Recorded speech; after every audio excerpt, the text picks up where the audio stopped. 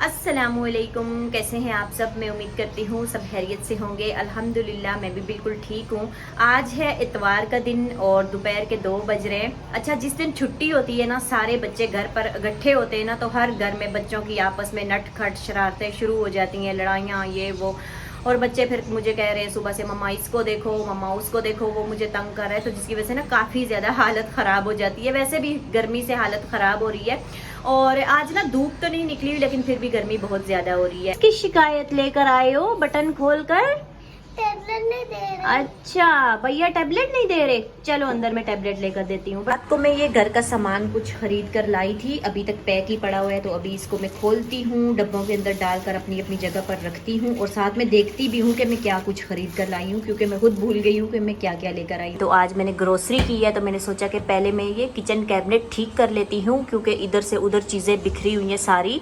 और उसके बाद जो है ना, जो मैं सामान लेकर आई हूँ वो डब्बों में डालकर अपनी अपनी जगह पर रखूँगी। एक्स्ट्रा चीज़ें बहुत भरी हुई थी जो मैंने निकाली है, तो थोड़े ये खाली खाली से हो गए हैं। फिर इनको मैंने अच्छे तरीके के साथ साफ़ किया है और डब्बों के अंदर चीज़ें रीफिल करके इस तरह से मैंने दोबारा से इसको सेट कर दिया है। इसके अंदर है गोंद कतीरा, इसके अंदर है तुखमलंगा, इसके अंदर है सौंफ और इसके अंदर है चिया सीड्स। अच्छा, ये चीज़ें हमारे बच्चे पसंद नहीं करते, पानी के अंदर डालकर नहीं पीते, क्योंकि उनको ना इनका टेस्ट अच्छा नहीं लगता। तो टेस्ट को अच्छा करने के लिए यहाँ पर मैंने शरबत ला कर रखा है। कैबिनेट के अंदर जो एक्सपायर चीज़ें थी या जो एक्स्ट्रा थी वो मैंने यहाँ पर निकाल कर रखी है। ये चने भी ख़राब हो गए हैं, ये बेसन भी ख़राब हो गया है और ये कुछ मसाले वगैरह सारी चीज़ें जो थी ना, ये एक्सपायर हो गई हैं, तो ये मैंने निकाल दी। इन चीज़ों की जगह बन गई है, तो खोल करना मैं इनको अपनी अपनी जगह पर रख देती हूँ। जो मैं रात को लेकर आई थी, ये मैं गुड़ लेकर आई थी चाय में डालने के लिए, क्योंकि गुड़ हमारा ख़त्म हो गया था। मैं लेकर आई थी ज़ीरा, थोड़ी थोड़ी सी चीज़ें लाई हूँ, ज़्यादा कुछ नहीं लेकर आई। और ये मैं लेकर आई हूँ बेकिंग सोडा, क्योंकि केक वगैरह बनाना होता है तो उसके लिए चाहिए होता है। इसके अंदर भी सारी किचन की चीज़ें हैं। ये चावल मैं लेकर आई हूँ और इसके अंदर है मैकरोनी है, धनिया पाउडर है, ये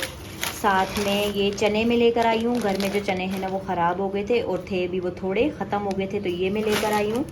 साथ में मूंग की दाल, जो हमारे घर में फेवरेट है, सबकी दाल चावल के साथ बनती है, ये मैं लेकर आई हूँ। मेरे घर में वाइट वाला जो नमक है ना इस्तेमाल नहीं होता, पिंक सॉल्ट इस्तेमाल होता है। मैं मोहम्मद के लिए आई है एक बहुत ही हेल्दी चीज़। पता नहीं मोहम्मद खाएगा या नहीं खाएगा, क्योंकि बच्चे टेस्ट को देखते हैं, हेल्थ को नहीं देखते। तो ये मैं गंदम का दलिया लेकर आई हूँ। ये जो हरी वाली दाल है ना, इसका मुझे नाम नहीं आता कि इसका नाम क्या है। इसको मैं पहली दफ़ा लेकर आई हूँ। स्टोर में रखी हुई अक्सर ये नज़र पड़ जाती है, लेकिन मैंने सोचा पता नहीं ये कैसे पकती है कैसे नहीं, क्योंकि मैं पहले कभी भी नहीं लेकर आई। तो ये भी मैं लेकर आई हूँ। मैंने कहा देखूंगी रेसिपी इसकी यूट्यूब पर, तो बना लूँगी इसको भी। हमारे कैबिनेट बहुत ज़्यादा फैले हुए थे। ईद पर भी, बकरा ईद पर, जैसा कि मैं मोहम्मद के साथ हॉस्पिटल में थी तो घर पर नहीं थी। अगर होती तो ईद की सफाई में किचन की लाजमी करती, लेकिन नहीं कर सकी।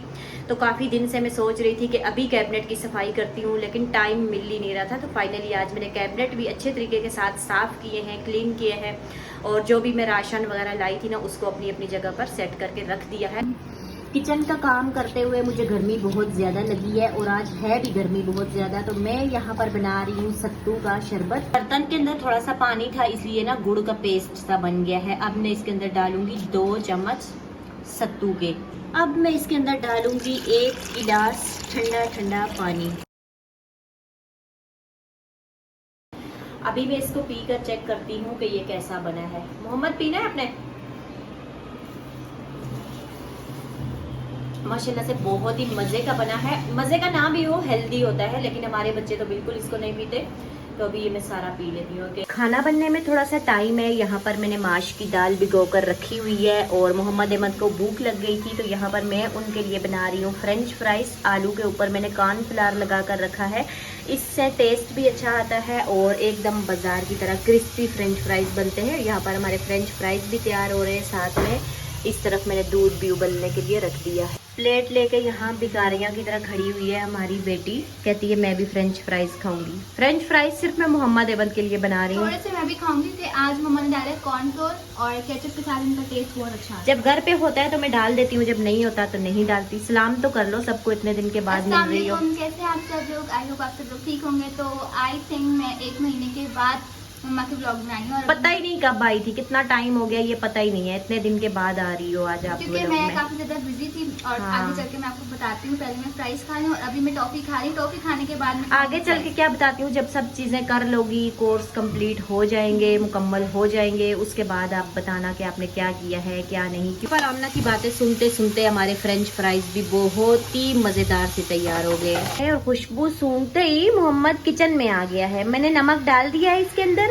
और थोड़ा सा केचप डाल के खा लेना, ठीक है। छत पर जाकर खाने, अहमद को भी देना, अच्छा, दोनों मिलके खाना। यहाँ पर मैंने बनाई है बहुत ही मजेदार सी कम मसालों वाली कम ऑयल वाली माश की दाल। ये जल्दी बनकर तैयार हो जाती है, अभी तैयार हो गई है। और यहाँ पर मोहम्मद बना रहे रोटियाँ।